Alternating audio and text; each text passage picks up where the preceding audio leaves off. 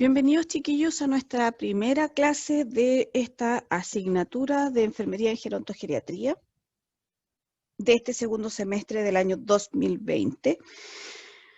Vamos a partir esta asignatura con algunos datos importantes que ustedes tienen que manejar para entender por qué trabajar con el adulto mayor en estos momentos es importante.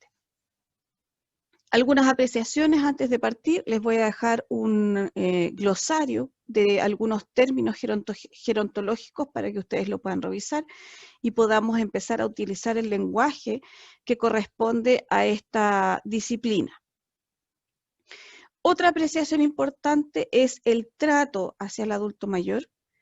Y aquí voy a ser súper clara. En general, uno tiende a decirle abuelito o abuelita, pero los adultos mayores son personas con nombre, apellido, ¿no es cierto? Son individuos que se tienen que distinguir del resto. Por lo tanto, la mejor forma de tratar a un adulto mayor es por su nombre, ¿ya? Muchas veces los adultos mayores o las personas mayores les van a decir: yo no soy su abuelita, no me diga abuelita, ¿ya? O tatita, o cualquier diminutivo que puede ser incluso hasta peyorativo. En algunos casos se puede percibir como de esa forma. Habiendo hecho esas precisiones, vamos a partir con esta primera clase donde vamos a revisar un poco los cambios sociodemográficos que ha vivido el adulto mayor. Lo vamos a ir situando en nuestra realidad actual, ¿ya? Y vamos a hablar un poco también en relación al CENAMA y el marco regulatorio que vamos a tener frente a este segmento poblacional por parte de las políticas públicas. Vamos a definir en primera instancia que adulto mayor se considera toda persona que ha cumplido los 60 años sin diferencia entre hombres y mujeres. Aquí ustedes van a hacer alguna distinción y muchos van a decir: oiga, profe, pero no es de los 65 para arriba. Para algunas cosas se considera de los 65 años para arriba. Por ejemplo, para entrar al programa del adulto mayor, tiene que tener más de 65 años. Para jubilar, uno tiene que tener más de 65 años. Pero la definición propia de adulto mayor, que ustedes pueden buscar en distintas literaturas, dice que desde los 60 años para arriba va a ser considerado como adulto mayor, ¿ya? Ahí ustedes tienen que fijarse bien cuál es la acepción que están utilizando para el concepto de adulto mayor. Vamos a revisar algo en relación al envejecimiento de la población, y aquí yo voy a sacar el puntero, ¿ya? Aquí se ve el puntero, y vamos a ver una evolución, ¿no es cierto?, entre la diferencia entre los menores de 15 años y los mayores de 59 años. Es una proyección desde el año 1975 hacia el año 2050, está en porcentajes, ¿ya? Por supuesto que no hemos llegado al año 2050, por lo tanto de aquí o de un poco más acá, desde aquí más o menos es una proyección, pero las estadísticas nos han ido demostrando que más o menos es así. La curva en rojo son las personas entre 0 a 14 años. Como ya lo vimos en Enfermería de Comunidad 2, la curva, ¿no es cierto?, de nacimientos o de población de menor de 14 años va en disminución. Han habido menor cantidad de nacimientos, la población se está envejeciendo y en estos momentos estamos con una población en transición. En cambio, como se detuvieron los nacimientos y hubo un periodo donde hubo muchos nacimientos, una explosión demográfica más o menos importante, vamos a ver que a contar del año 2000, la curva de los mayores de 60 va a ir en aumento. Y para el año 2050 se aprecia que aproximadamente el 30% de la población va a corresponder a adultos mayores. Como dice la lámina, Chile se ve enfrentado en estos momentos a un cambio radical.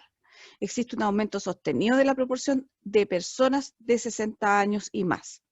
Por lo tanto, ¿qué quiere decir esto? Que cuando nosotros lleguemos al año 2050, que es la proyección que está aquí, el 30% de nuestra población va a ser adultos mayores. Pero además de ser adultos mayores, van a ser viejitos, muy viejitos. ¿ya? Mayores de 80 probablemente, de acuerdo al aumento también en la esperanza de vida.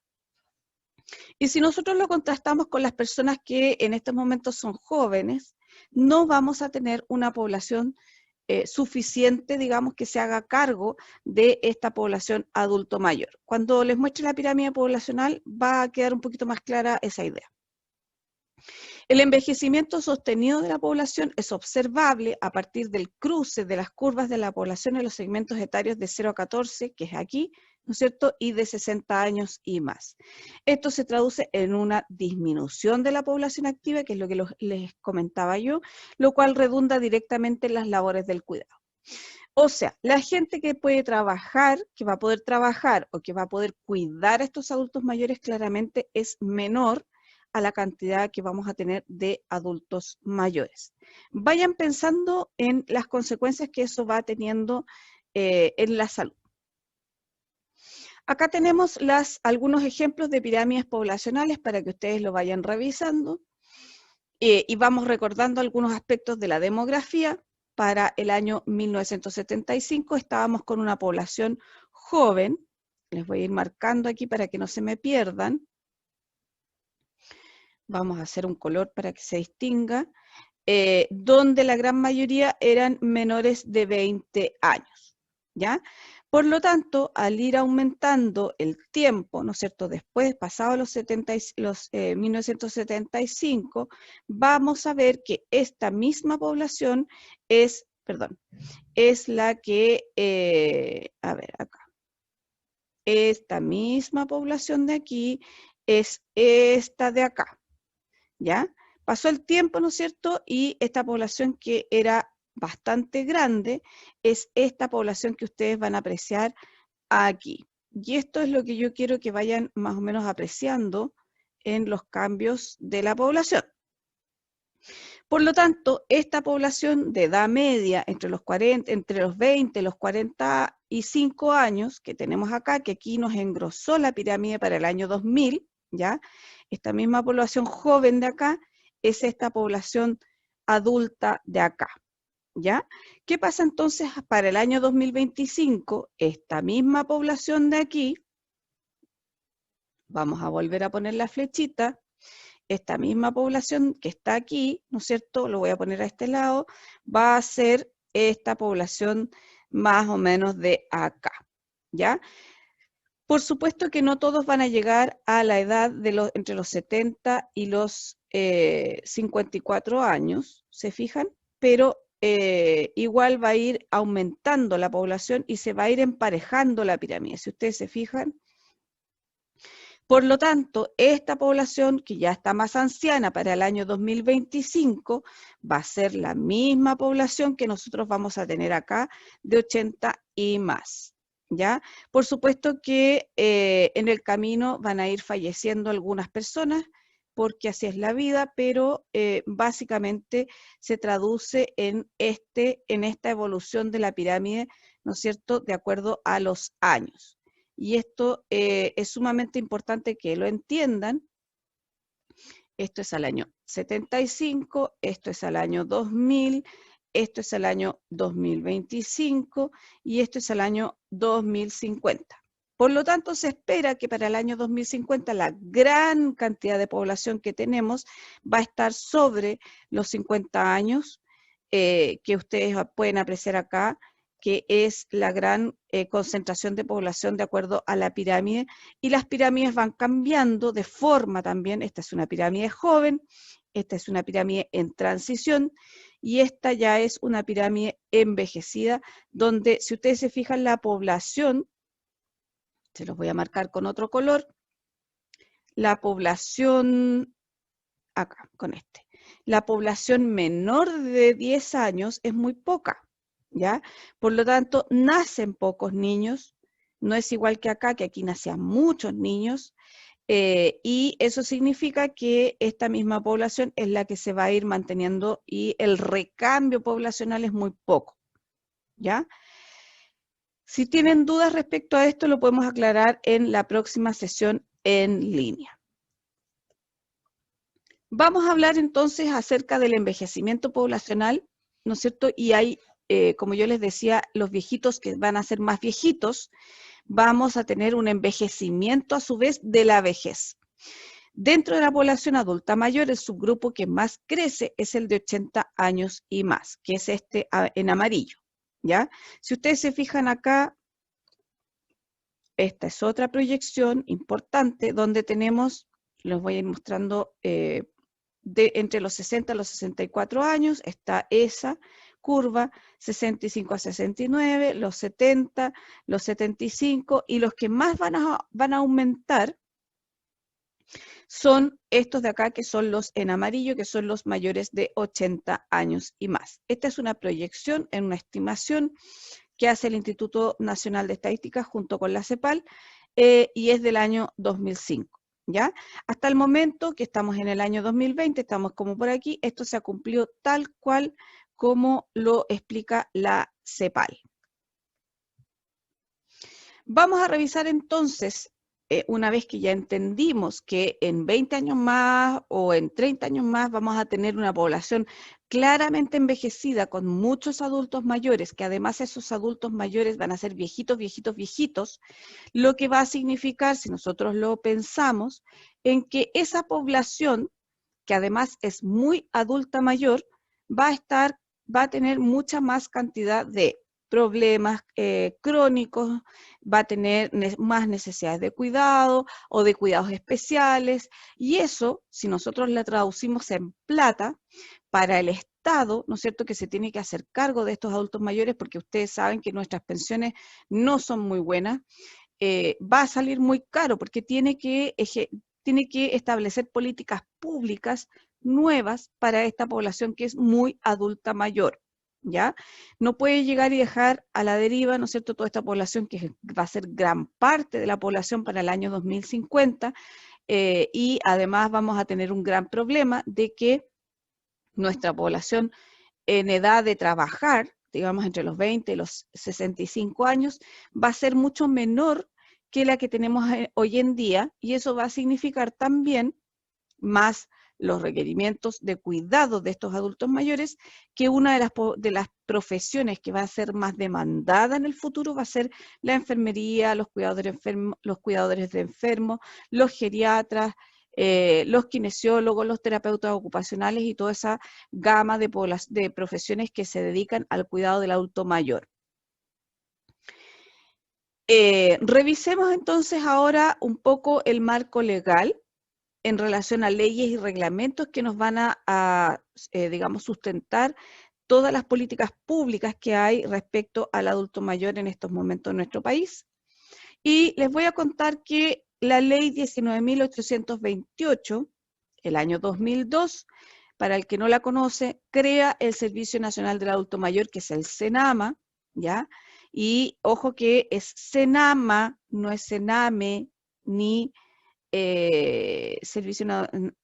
CERNAM tampoco es, ¿ya? Es CENAMA, ojo con eso, porque las pruebas generalmente me ponen CENAME o CERNAM o lo que sea, ¿ya?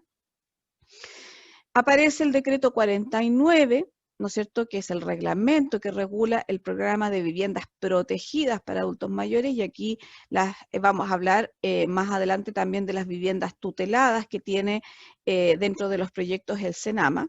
Y esto también es una fuente bastante interesante de trabajo, de negocio, si ustedes están pensando en algo, para el futuro. El decreto 92 del reglamento del Comité Consultivo del Adulto Mayor, ya vamos a ir viendo qué significa cada una de estas cosas. El decreto 93, que es el reglamento del registro de prestadores de servicios remunerados o no a adultos mayores. Y este registro de prestadores opera más o menos igual a el registro de prestadores de salud, ¿no es cierto?, que yo les comentaba el semestre pasado. Todos los profesionales de salud que están habilitados para ejercer en este país están inscritos en un registro de prestadores que está en la superintendencia, y ustedes solo con el nombre de la persona completo o el RUT pueden acceder a la vida profesional, si ustedes quieren, de cada uno de nosotros. Si ustedes quieren, a mí no me complica que ustedes puedan revisar mi propio registro. Por lo tanto, se intenta hacer lo mismo con los prestadores de servicios remunerados o no a adultos mayores, en un intento, de alguna manera, de regular todo este tema de las casas de reposo y todas estas noticias horrorosas que ustedes han visto. No sé si últimamente nos ha salido muchas cosas porque estamos con otros temas, pero todas estas cosas de que tienen a los abuelos en malas condiciones, hacinados, ¿no es cierto?, que no tienen las condiciones propias, etcétera, etcétera. Un poco se intenta evitar ese tipo de situaciones. El registro para los prestadores es totalmente voluntario, todavía hasta donde yo sé no se ha hecho obligatorio, pero sí claramente le va a dar más confianza a alguien que va a ir a contratar, ¿no es cierto?, el servicio de un cuidador o qué sé yo, si está registrado en la Superintendencia de Prestadores, ¿ya? El decreto 94, que es el reglamento del registro de asociaciones de adultos mayores, y aquí están todos los clubes de adultos mayores, ¿cómo se llama esto? Los organismos sociales que tienen personalidad jurídica y que se pueden registrar y pueden obtener algunos beneficios que les va a permitir hacer algunas cosas como por ejemplo postular a proyectos, obtener algunos insumos para sus trabajos, etcétera, etcétera.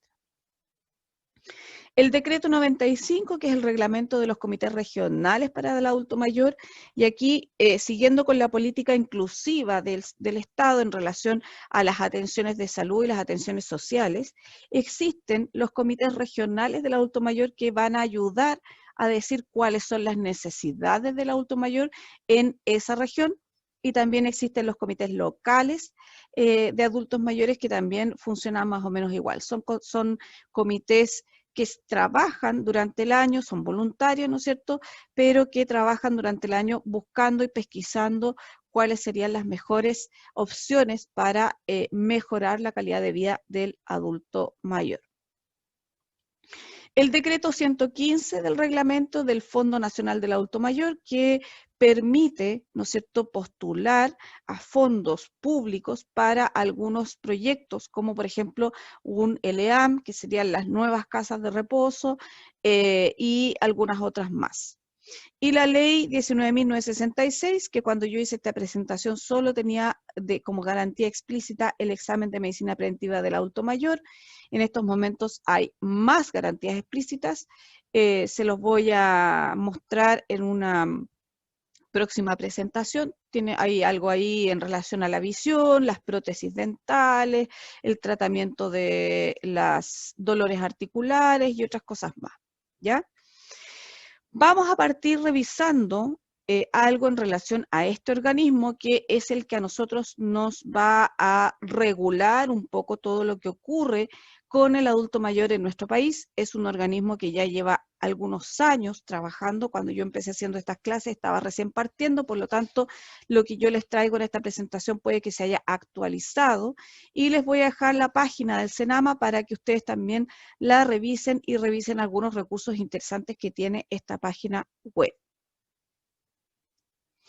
El Servicio Nacional del Adulto Mayor, SENAMA, es un servicio público creado por medio de la promulgación de la ley 19.828, que no me interesa que se la aprendan, sino que sepan que se promulgó por ley, el 17 de septiembre del año 2002.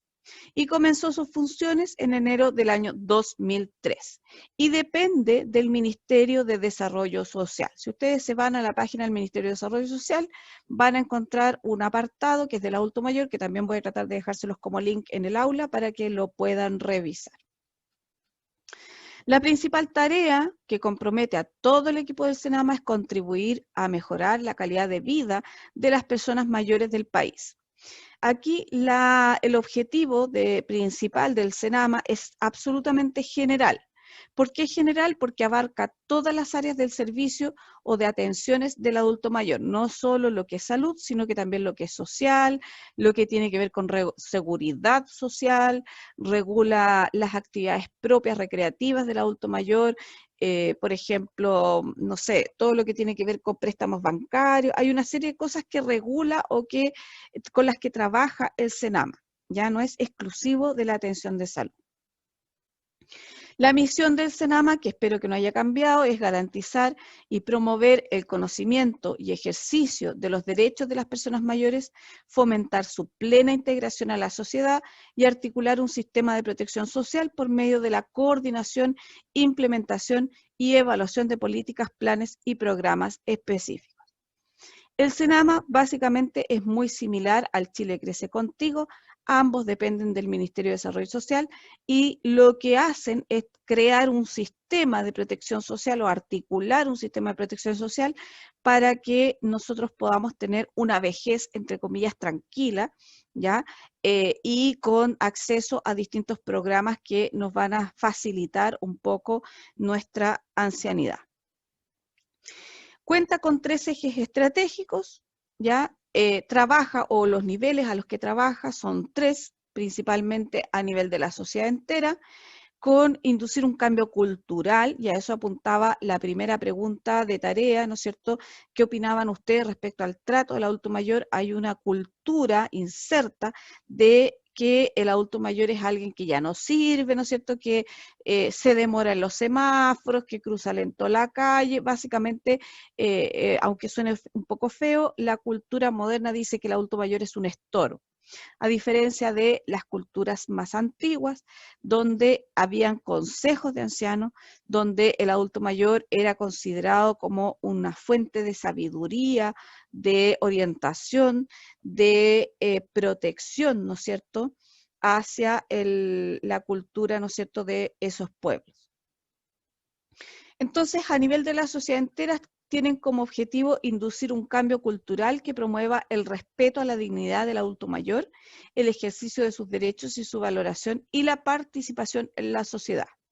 Las personas, cuando dejan de trabajar, como que pierden esa participación social en términos de tener, por ejemplo, participación a nivel de los plebiscitos, o a nivel de consultas sociales, etcétera, etcétera, ¿ya? En general, el estrato social que más participa en ¿cómo se llama esto?, en las actividades sociales son los adultos mayores, junto con los adolescentes, que es otro estrato que participa bastante. A nivel de los adultos mayores con distintos niveles de funcionalidad, recuerden que vamos a trabajar con niveles de funcionalidad distintos, por lo que cada nivel de funcionalidad tiene un requerimiento de atención específico y distinto, ¿ya?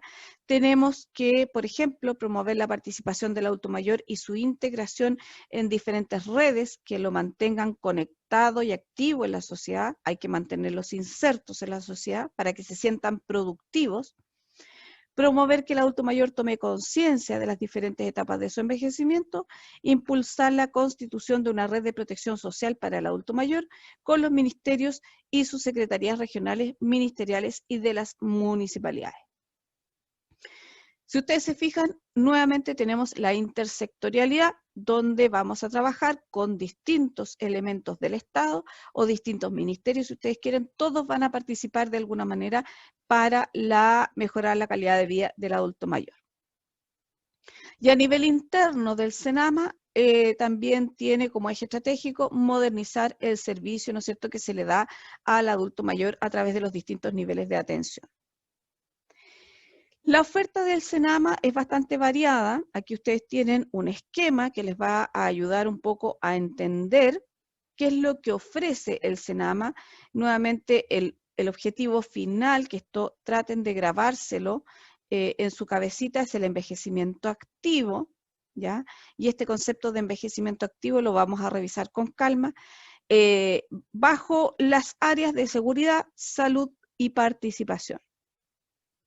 Para eso, el CENAMA tiene una oferta que va desde la familia, ¿no es cierto? ¿No es cierto? Incluye a la familia, y vamos a tener oferta para las personas mayores autovalentes, como por ejemplo Fondo Nacional del Adulto Mayor, asesores seniors, escuelas de dirigentes, vínculos, turismo social, viviendas tuteladas, centros comunales integrales de adulto mayor y otras iniciativas que pueden ser seminarios o congresos, etcétera, etcétera, y estos están concentrados principalmente en los centros de día.